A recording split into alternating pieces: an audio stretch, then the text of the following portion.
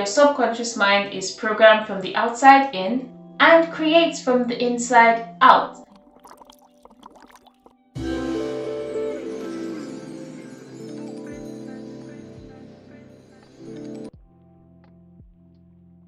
Your mind works through your brain, yet they are separate, interconnected but different.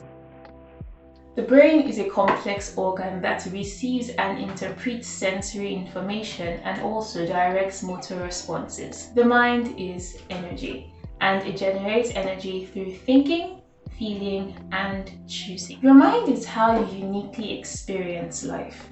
Your brain merely responds to these experiences. You can think of it like this.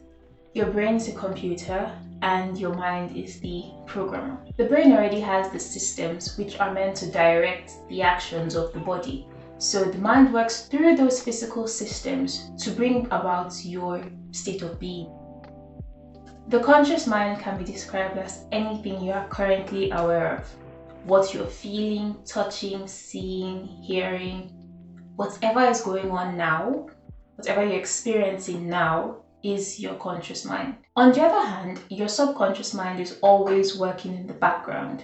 You are not necessarily aware of it. Your subconscious mind contains all the stored information of everything you have ever experienced. Your subconscious mind is like a database. Here's an example to help you understand more about the conscious and subconscious mind.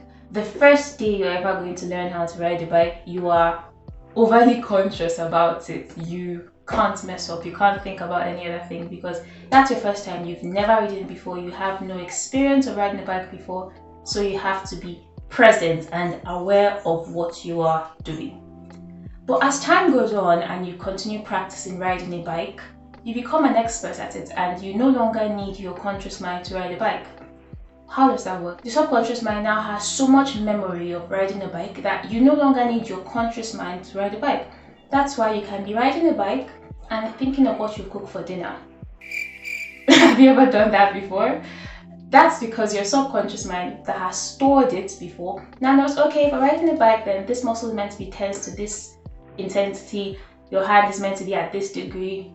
You're not consciously doing that. You just climb on the bike and ride. You're not thinking about it anymore because your subconscious mind is what's in charge. Some people describe the conscious mind as active and the subconscious mind as passive, which is kind of true, but in as much as the conscious mind is active, it is limited. Your conscious mind is present at that moment. It only knows what's going on at that given moment.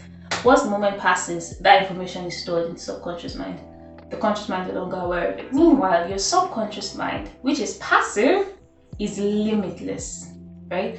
Subconscious mind is in the background, storing those information, tons of information, thousands, 10,000s, millions of information, right?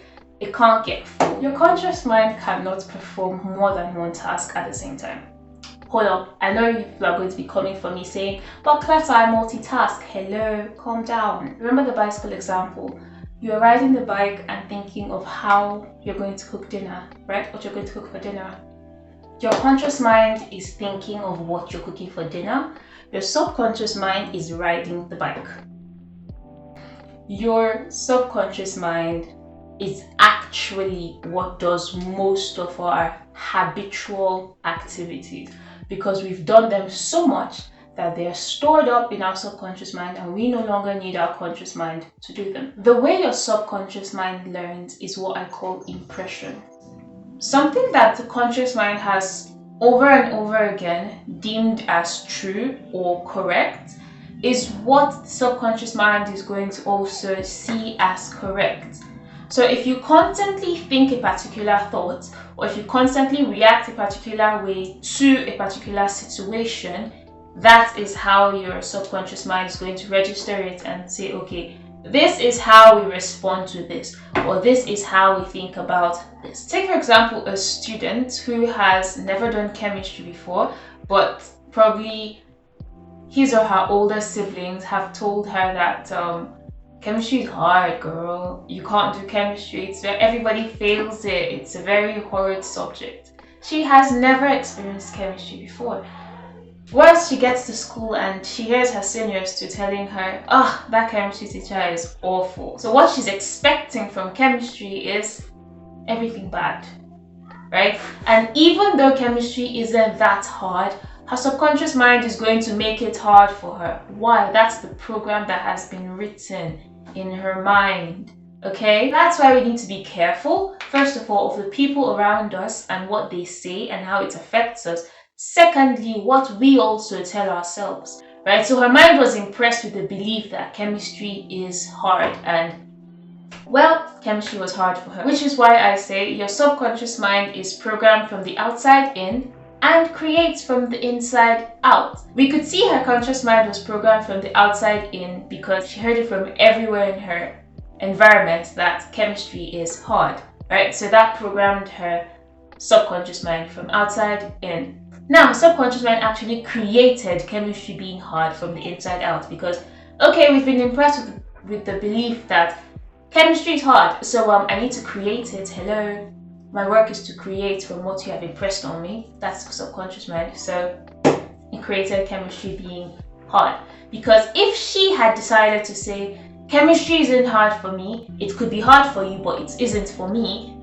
her subconscious mind would be like, oh, chemistry isn't hard. So it's going to make her think of ways to see chemistry as easier, be able to understand it better.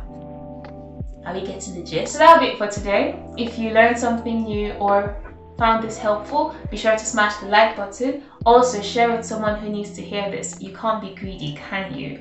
And if you haven't, subscribe and join the family. It doesn't cost anything to subscribe, okay? And that'll be it for today. Bye bye. See you next week.